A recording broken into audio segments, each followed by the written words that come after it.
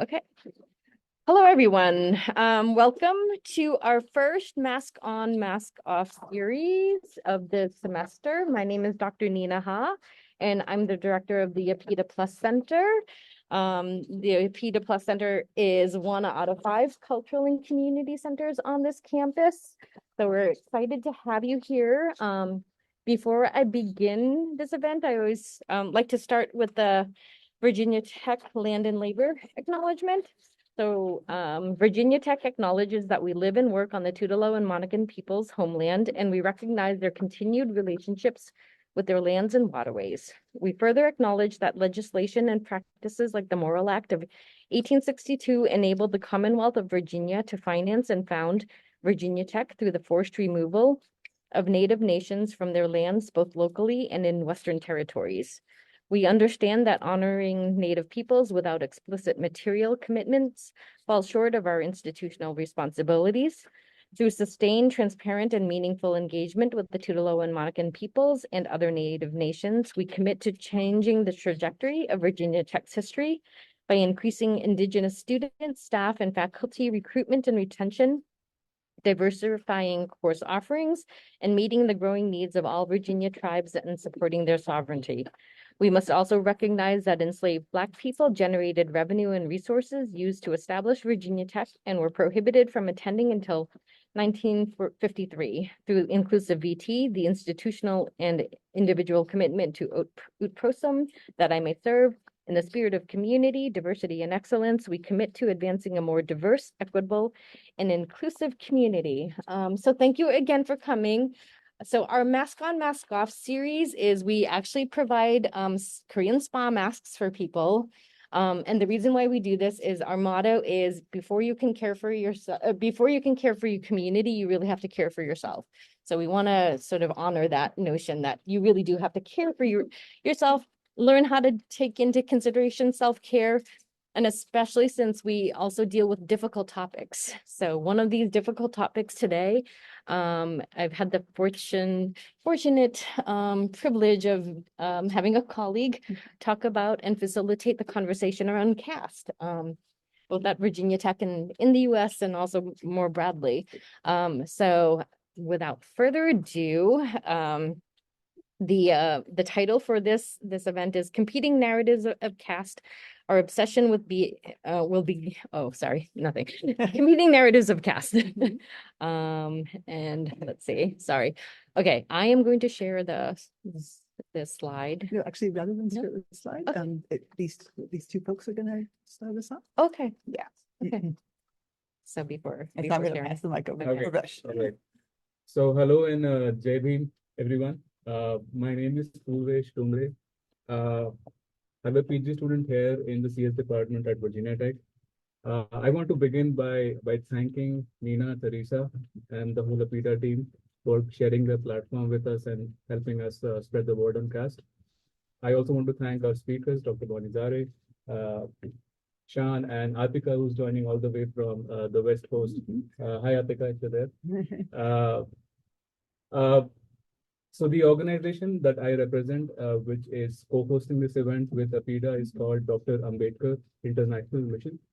And this organization was born with the need or formed with the need of supporting, representing, and protecting students who come from marginalized caste communities in India. I mean, there are a few Indian students, and I believe there are a few students who come from these communities also. And we just wanted to be there for them and support them. And the organization is named after Dr. Bhim Rao Ambedkar. And the slogan Jai Bhim comes from his name, his first name, Bhim. So Jai means victory and Bhim is his first name. So that's where the slogan Jai Bhim comes from. And Dr. Ambedkar himself was a significant personality in Indian history. He was an economist and he did his PhD in economics here in the USA at Columbia University.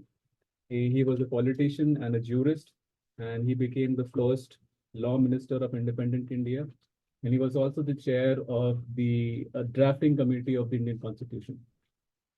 He was also a social reformer.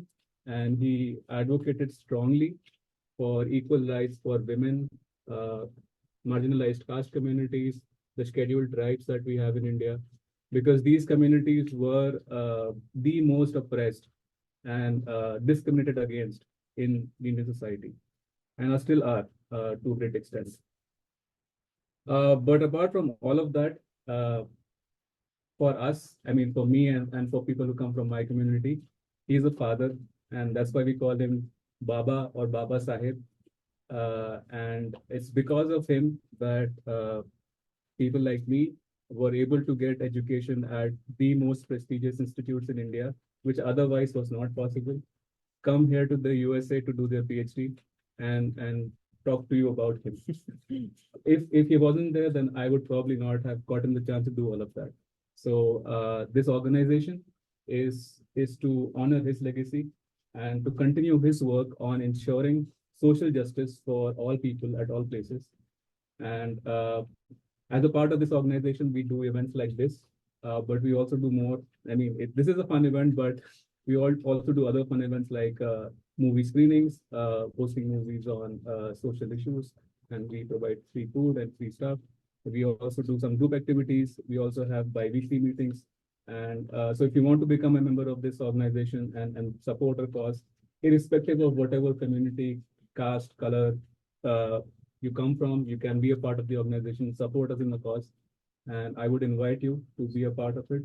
And lastly, I want to thank the parent organization, AIM USA, who have been supporting us in leading this initiative here, financially, morally, in every way possible. And I also want to thank the members of the organization that are present here. So Shan, Raghav, Bala, we are the founder members, and it's very nice for them to be here and support us in this event. And thank you. Lastly, thank you all the participants who are attending this event. I really appreciate, and I would looking forward to answer any questions that you may have. Thank you. And Jai Bhim. My name is Mohammed Shah Jahan. I'm a PhD candidate at Aspect, Alliance for Social Political Cultural Thought. I have been part of the project that is being run by Professor Zair at this university, on Caste. So the project actually looks at how caste visibly or invisibly informs forms and nature of privilege, and especially in the context of Indian American diaspora. So I've been part of this project from the beginning, and we have conducted several workshops at Virginia Tech, and also we have organized workshops in various Indian universities as well, to kind of understand and analyze caste and forms of privilege as it informs from comparative perspective. For me, it's like it's been very much educating and insightful to kind of learn about how social stratification works in the context of diaspora, and especially in a multicultural space like ours, the Virginia Tech. So I don't have much to add to what Bhuvesh just said. So I just wanted to thank the organizers for doing this great event, and also Dr. Zair for doing this project, and to also like educating us, people like us, to kind of expose us to kind of the intricacies of caste and privilege in diaspora. So I look forward to the talk and further discussion that I have to be part of. Yeah, thank you so much. Thank you. So first, I just want to say hello, everyone. My name is Bonnie Zair. I'm a professor of Women's and Gender Studies. I have not had any lived experience of caste. I'm somebody who goes to India yearly since 2002. So you can imagine I've seen a lot of changes over the years. And I study the ways that human beings, all human beings, put up artificial barriers between one another. Although I'm speaking, our collective is truly speaking, and you've heard from one of our members already. I want to go ahead and go to the second slide and introduce the other people in our group. We formed, I gathered these folks together during the pandemic to do some reading about caste and to read Ambedkar's works. Our group includes Gaurav Patania, an anti-caste activist and sociology professor from Eastern Mennonite University, Virginia, Harshali Nagrale from the University of Bristol, Sai Sital from Delhi University Law School, Shah, who you've just heard from, and he's a doctoral student in the Aspect program here at Virginia Tech. I want to give a shout out to undergrad history major Vic Velraj for being a workshop leader. She may be on Zoom or maybe in the room. Oh, yay, hi, they may be here, great. And then also our VT alum, Ria Garg, who helped us with publicity. Thank you to our sponsor, which was the Center for Peace Studies and Violence Prevention. And another contributor here today, here virtually and here through a video, is Atika Singh. She is a Stanford University art history PhD student. She's going to discuss several topics and will directly share with you how she continues to experience assumptions made about her background here in the US. And then in what's usually called the Q&A, we really just want to have more of an interaction, a dialogue, a chance for conversation, so you don't have to have a formal question to participate. So I'm going to sort of officially begin. And before going any further, I just kind of want you to come into a different setting with me. I'm going to tell you a story. I'm going to take you all into the middle of a laboratory. These are the words of an Indian student verbatim. We were working in the laboratory. So it's a mix of people, Chinese, Indians, Europeans. After telling everyone about a protocol, the professor left the room that day and a couple of people were left. This one guy who was getting his PhD, he started talking about Indian politics, then Indian culture in general, with another Indian master's student. After a while, he switched to Hindi so that non-Indian students in the room couldn't understand them. He started talking about his caste as his ancestry, and he started talking about his pride, talking about being a Nambudiri Brahmin. And I remember he quickly went from talking about his superior background to berating and insulting the Dalits, the people who are the most oppressed in the caste hierarchy. He said, you know, this is great that we don't have these Dalits here, these folks who seek reservation or affirmative action in India, here in the US. They're not polluting these campuses in the American universities. And the master's student joined him and he said, oh, you know what? Don't worry about it. Those folks aren't meritorious enough. They're not brainy enough to be able to even come to the US. And even if they manage to come here, because they're not capable enough, they're just going to fail the courses. And then the first guy said, these lower caste, he used the word scum here. He said, they should just do the jobs they're relegated to in India because they don't deserve to be here. So I was listening and I was trying to read the room and see the other Indian students, and most of them were not reacting. They were just going about doing their job, pretending nothing was happening. And my feeling was going from shock to horror to anger. They continue berating the Dalit people. They're demonizing these folks, and it was a terrible exchange. I just couldn't hear it anymore. And I decided to assert myself. I said, hey, guys, we're all working in this lab. Why are you trying to be cast as monsters?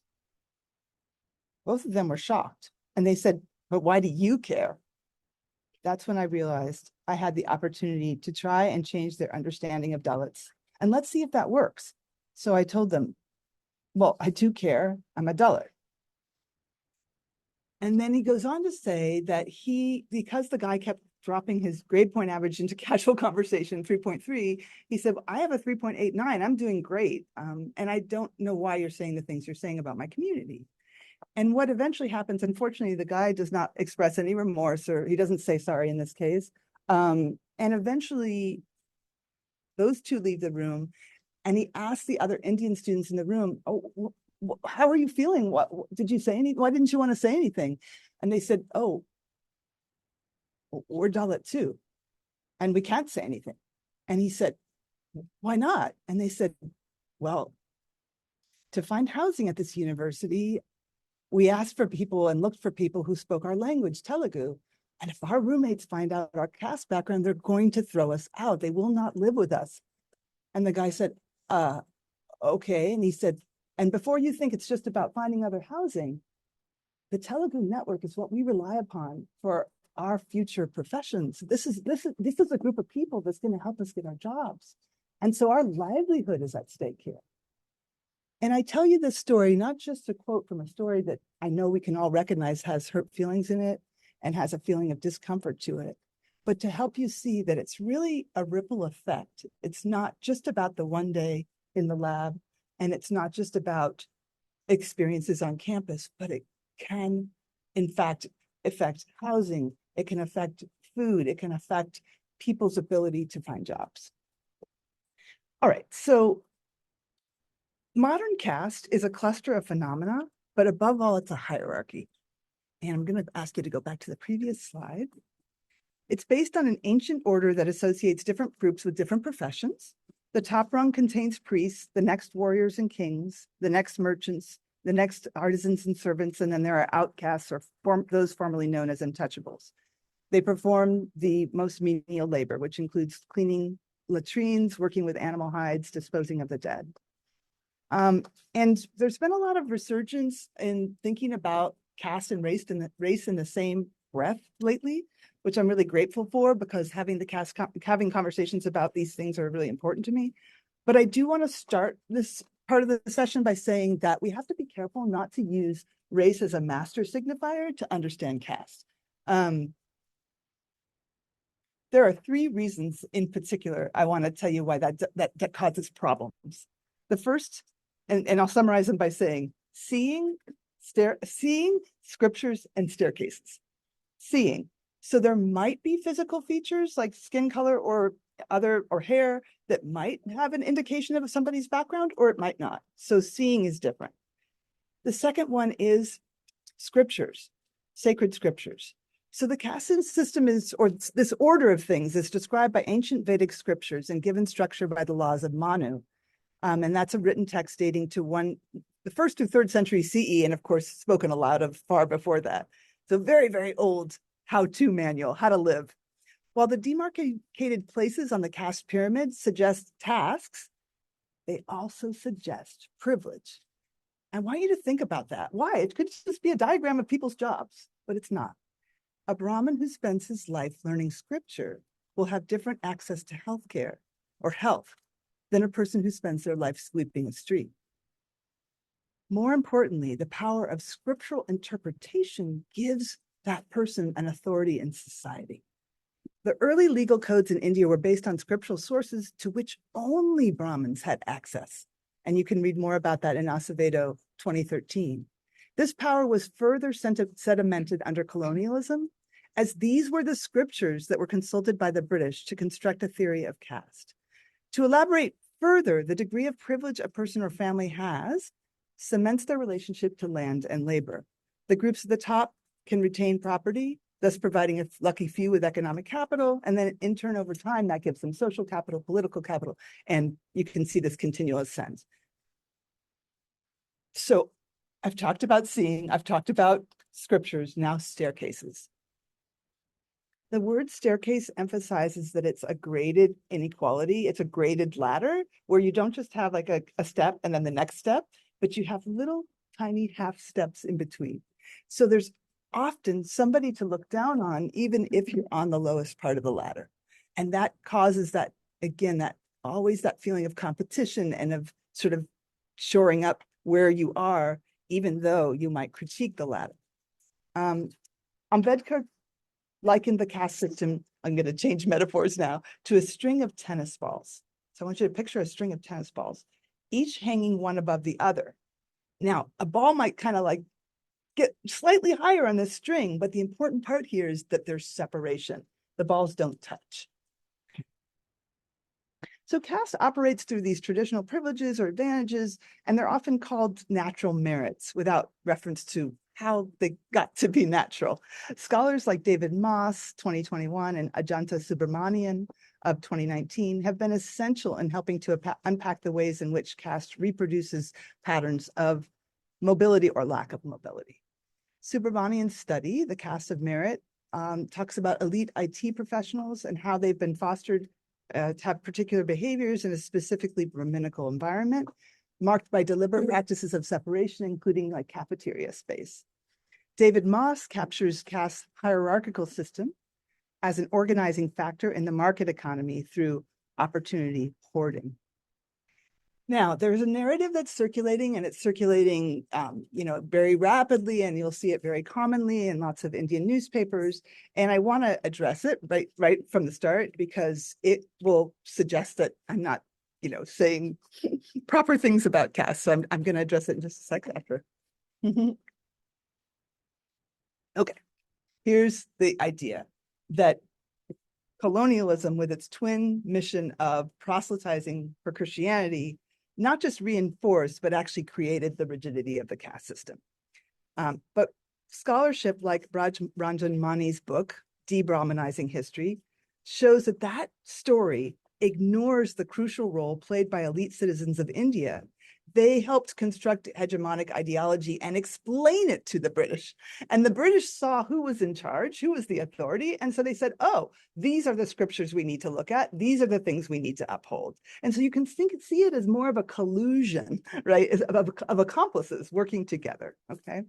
So in fact, local elite leaders worked with alien British rulers to construct and prop up Orientalist and pro-Aryan views of India.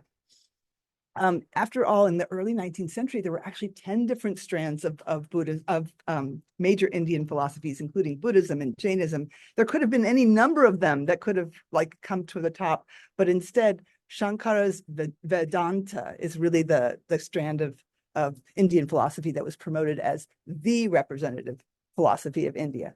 So over the coming decades from that point on, the myth of the Vedic Golden Age was reinforced. And then there's more of a Brahminical form to Hinduism. Okay, so I want you to think back to that story in the lab. That story was a story by Suresh Attri. It is from the Caste in the USA podcast series. It is episode 6. He now works for IBM, and he goes on in that episode to explain how even at IBM, same thing. He would find that people in the break room were talking in similar ways, and he would feel this very strange sense that I'm not being recognized for who I am. This is the kind of story that motivated our group to look at the university in particular as a site where people could examine privilege. We are following in the footsteps of the social advocacy group Equality Labs, which has been a leader in the field of activism, and conducted a pilot survey in 2016, which found that 1 in 3 non-upper caste people in the US have experienced discrimination. Now, that's not the be-all, end-all study. I'll say that right up front. They only have a certain sample size, but still, these are things that should give us, pause for thought. There are researchers who have been exploring how caste discrimination occurs on university campuses in India, but not so much on the US campus. So following insights from Black feminist theory about double and triple marginalization and practices from civil rights organizing, we designed a 3-hour focus group session entitled What is Caste? That helped people consider how privilege might operate. And I could go into a lot of detail about how we made the choices we made for our workshop, but I'm gonna, for this, sake of time, not do that, but I'm happy to answer questions about it. What I'm gonna do now is just share 3 different sort of quick domains in which people recognize or started to recognize that caste is operating. And they are naming practices, and food, and also romantic partnerships. So just briefly, we use names and naming as a warm-up. There's thousands of surnames in India, and of course, it's not like you necessarily give away your caste by your surname, but there are some popular names easy to locate. So we asked people to get into pairs, and they talked about their name, any stories they knew about their last name. And I want to say too that we brought together, and this was unusual, a lot of times studies only look at international students, or they only look at 2nd and 3rd generation students, but they rarely bring them together. And we were told by the participants in our group that in fact it was a nice benefit that they actually had some more dialogue across those different groups. Oh, and I should probably give you some numbers. We have 28 people who participated. The groups were 4 to 8 per session, sorry. And also we had 19 who volunteered for the follow-up interview. So those are the kinds of things that were sort of in the backdrop. So as people shared their names, I want to carefully distinguish throughout this between folks who are 2nd and 3rd gen and folks who are international students. And this was only for students of South Asian heritage. And the reason I want to distinguish is you're going to hear some differences. So the second and third generation students about names, I'll give you some quotes. People slightly change their behavior when they find out my last name. We don't say it as much, but my last name tells people we're upper caste. My last name, it means head or chief of an area. So like, I guess we were leaders. It was a reminder to everyone in the room that something as seemingly innocent as, you meet a total stranger, what is one of the first things you're going to do within that first 2 or 3 minutes? You're not necessarily just giving your name, but you could be opening a door to them possibly making some sort of set of assumptions about you, good, bad, whatever, right? But that's just an important thing, I think, for us all to be aware of. Okay, food. Food restrictions are common in every society. Within the caste system, eating plant-based food is elevated. It's associated with being a more moral or pure person. In fact, dominant caste Hindus are told to avoid eating meat, but especially beef. Although India is the second largest beef exporter in the world after Brazil, eating food from cows in particular remains a contentious issue and sometimes leads to violence. And so basically, someone who eats beef may be seen as less moral, pure, or upright. And this comes from the Vedic philosophical idea that we don't just have like the body that you can touch, this tangible body, but like a subtle, intangible body whose characteristics travel on in the soul and get passed on to the next generation, making that generation pure or impure, touchable or not touchable. And if you are interested in this is a really, really important piece, I think. I would just recommend The Phenomenology of Untouchability by Sundar Sadhkai from 2012. And I'm going to be sure to reach out and give you a bunch of resources if you signed up for the thing. So you just know you'll see that name, Sadhkai's article. Okay, so in the focus group, food. The relationship of caste to food practices was surprising to some second and third generation participants. One person who said he had first been raised in Singapore and then the US was completely taken aback to hear that eating meat had anything to do with caste. One second generation student said, I think there's a lot of things that specific groups do, but I'm not super familiar with most of them. And I think my parents might know a little more. Whereas we found international grad students were familiar with value judgments attached to food. Specifically, 2 Dalit students who ate meat spoke of feeling somewhat ostracized by their food choices. One said he had a roommate who complained to his face. He said this person was okay with other nationalities eating meat, but not with Indian students doing it. In his words, quote, his housemate commanded him not to cook at home, unquote, and barred him from ordering meat from food delivery services. He concluded, though I share the house with a friend who's a Brahmin and we share the rent, he has this mindset that he's dominant. This friend had also suggested which friends he could bring into their home. Another said, most of the people who come to the US are upper caste and they don't eat beef or non-veg. I've never met anyone like me. Out of 20 of us, 19 are vegetarian. I'm the only one who's non-vegetarian, so I'm forced to join them because I don't want to be left out. Now, people have all kinds of food practices when they come here, so I'm not trying to get you to focus on what people eat or don't eat. I'm just trying to say we don't necessarily automatically think about the judgment that can come with the food that's on our plate. And now I'm going to talk about, and so that judgment can reproduce caste hierarchy. Now I'm going to talk about marriage and romantic relationships. And what we do for this part of the workshop is we show a clip from Seema Auntie speaking about Indian matchmaking. And in it, she's questioned by this British personality. She says, you tend to put people together. You're asked all the time to find people of a specific skin color or specific caste to partner up. How do you feel about that? And of course, Seema Auntie says in best corporate speak, well, the customer is always right. I have to follow the wishes of the customer. And so we asked the students in the room at the workshop, how do you feel about that? So they were kind of thinking that through. And then basically, when we asked students about this connection, marriage and romantic relationships, marriage and caste, they said that they were thinking about it how a pairing that's announced was either welcomed or deemed as controversial. International students and second and third generation students who identified themselves out loud as Brahmin were more likely to speak of marriage choices that are about preserving family harmony. They used language to indicate a comfort with sameness. They spoke of the natural desire to please the family. They spoke of compatibility. Now, let me just go ahead and say right up front, all around the world, people tend to marry the same socioeconomic classes themselves. This is a very common phenomenon. I'm not trying to say it's unique to a particular group, but it's still important, I think. Rather than marriage within caste being perceived as a practice that upholds caste norms, it was seen as a way of pleasing parents. Like, oh yeah, but I've got to keep my parents happy. Totally understand, right? But that's sort of how it was framed. In contrast, non-Brahmin students raised in the US were much more apt to say their parents wanted someone Indian. Okay, so just Indian, and then, okay, well, probably the closer to my caste, the more comfortable. For instance, one person said her parents had never spelled out a caste she must marry into, and she said maybe they might make some side remarks, but that was it. Another young woman said indignantly that not just her boyfriends, but all friends were monitored. She said, if I tell my parents I'm friends with like a new brown person, they'll be like, what's their last name? I want to see whether I know them. That is, know the friend's region and possible background. Thus, parental influence was clearly on the minds of many.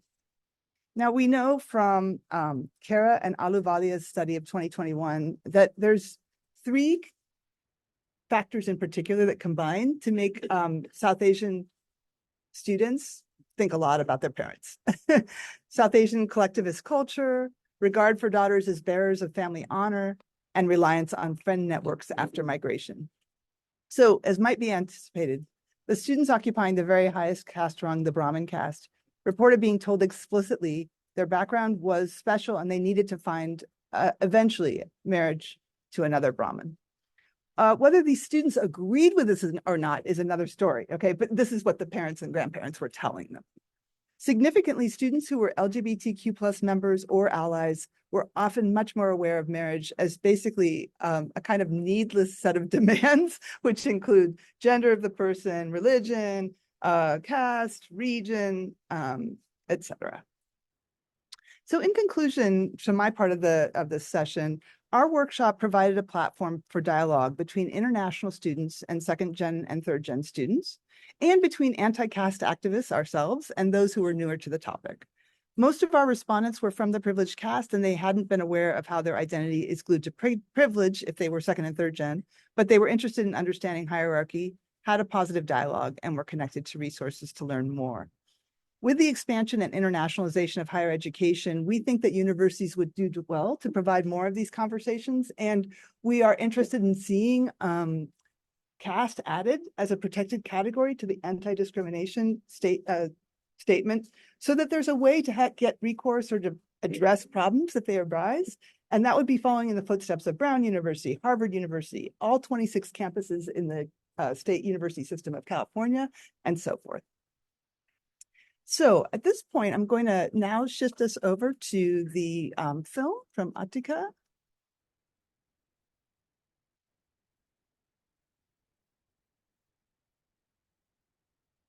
We'll share, just give us a moment to do our tech. Yeah. This one, okay.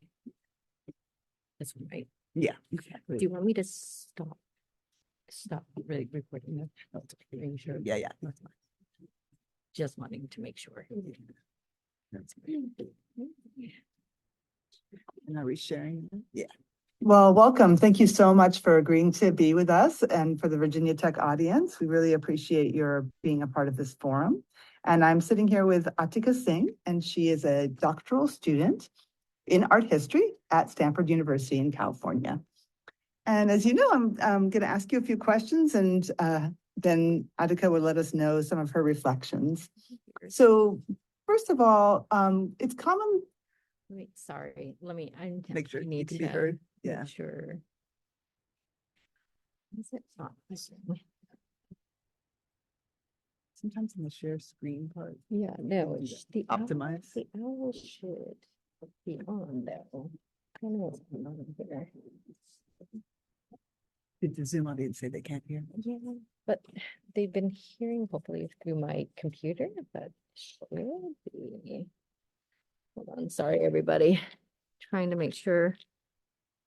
And I'll just add that Atika preferred that I do a video interview with her rather than just speaking extemporaneously. So that's why it's a video.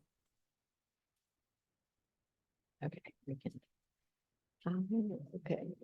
Oh, that's why. Sorry. That's why you. Okay. Sorry, everybody. Let's see if this works. Oh, you want to do share sound and do those two as well? Yeah, please. Can you click on join audio? Hmm. No, it's not. Oh, okay, hold on. Sorry, once again. Nina has technical difficulties. Nina works hard. No problem. Yes, our YouTube did, yeah, it disappeared. YouTube disappeared. The Chrome.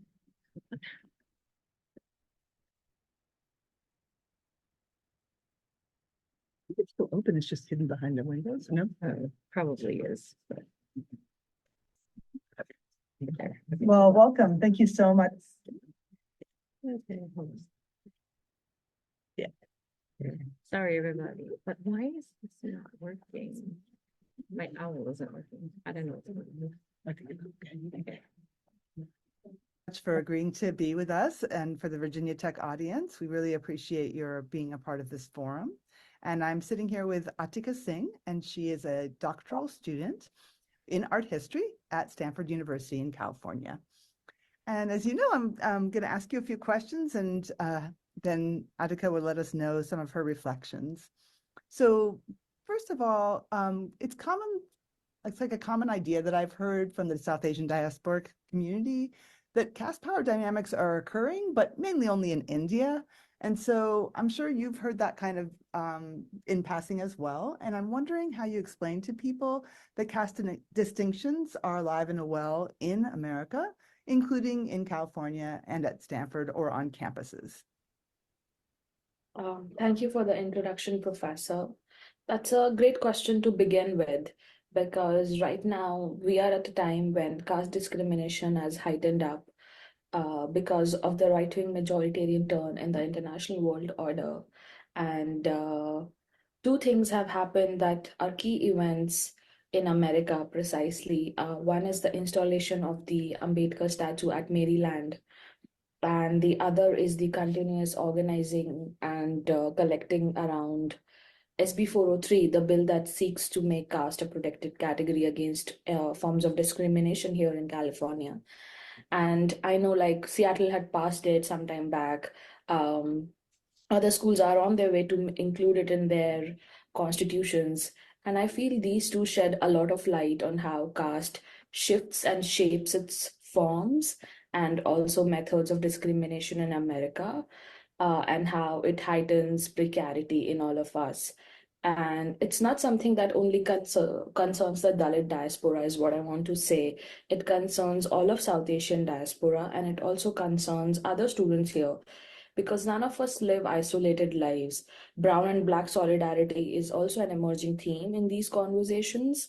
Um, Apart from that, if you look at the composition of Indian students here in America, if you look at their caste, that itself tells us a lot about who gets to come here out of the country and get this privileged opportunity to study. And even within Dalits, if you were to look at it, since caste is not a monolith, you'd find that most of them are either from down south or they're from Western India.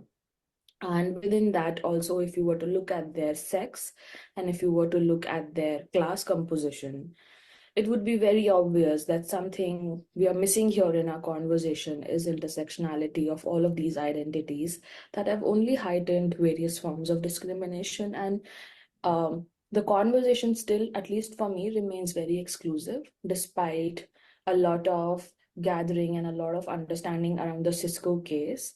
Um, but that was in technology, that was in the sphere of unemployment, I would say. But otherwise, even as a student, there are various forms of markers that govern you and render you as an other. Yeah. Yeah. Well, thanks for that. And I guess bringing up region reminds me to ask you to maybe just say a few words about where you're from and, how you see some of that, some of those exclusions within, as you say, maybe gender and sexuality. So I'm from Delhi, and I was born and I grew up there. My dad is from Uttar Pradesh and my mom is from Haryana. But after my school, I went to Calcutta to do my undergrad in law. After that, I was back to Delhi for like some time. I was working, and then I was in JNU where I did my master's, and now I'm here. And all this while engaging with a panoply of activist discussions, academic spheres of engagement, I felt that to bring up gender is such a contentious thing still in these anti-caste circles, and to also bring conversations around inter-caste subjectivities, whether it's a marriage, it's a relationship. Also, key words like emotional abuse, intimate partner violence have really eclipsed this movement so far. I felt, even as a student, even as a graduate student here in America, and I understand there is a continuous evolvement and development happening, but if it's belated, it won't help any of us. I remember that when Me Too had happened, Dalit women had to come up with their own list. Uh, and that in itself told us a lot about exclusion, not just from other caste, but also from within their own community and spheres of belonging. Um, so we've been each other's own sanctuary so far, along with other allies, but that does remain very contentious. And also, We're going to stop there and we're going to move the video along and play you one more clip.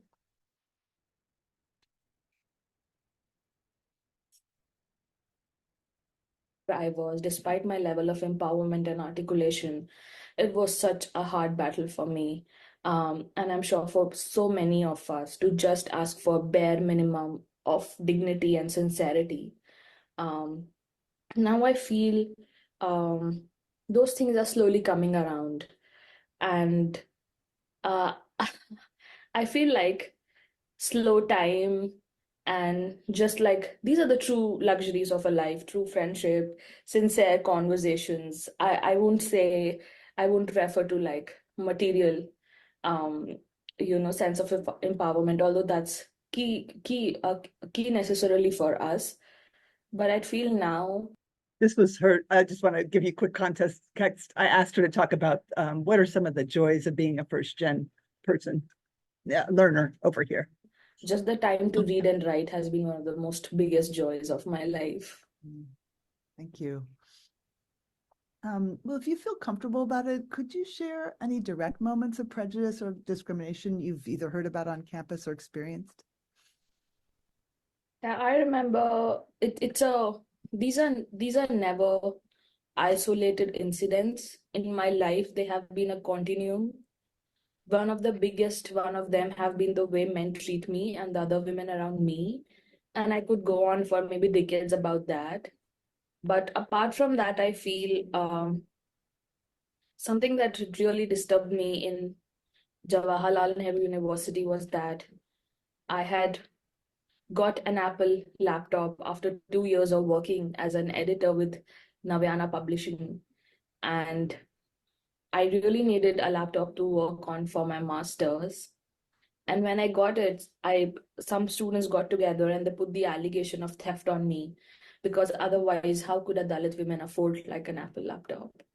And this is not about the brand of it at all. This is just about, oh, how does she dare believe that she deserves the best of it?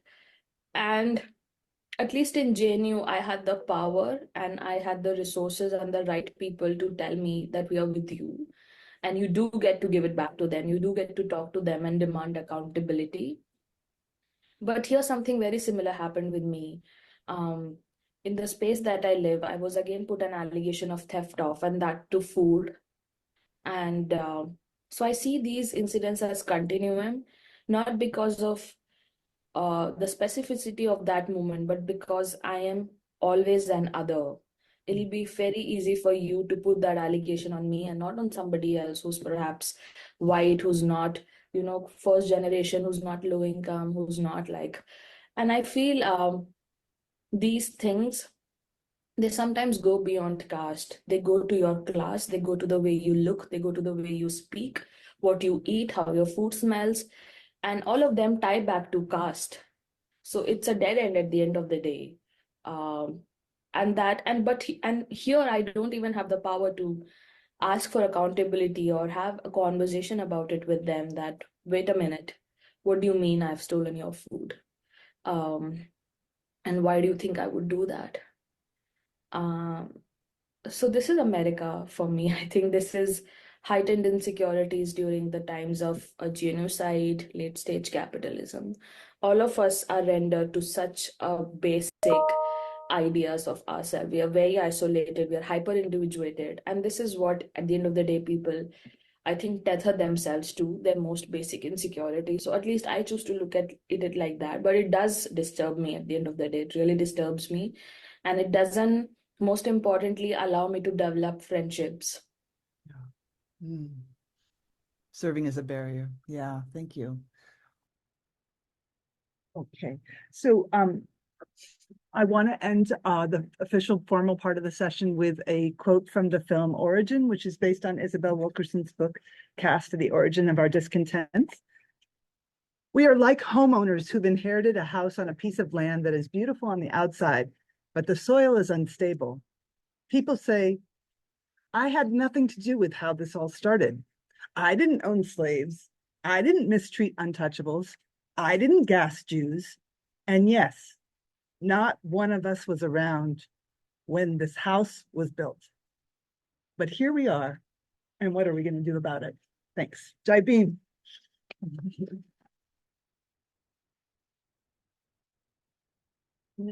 Stop this portion. So I'm going to stop recording.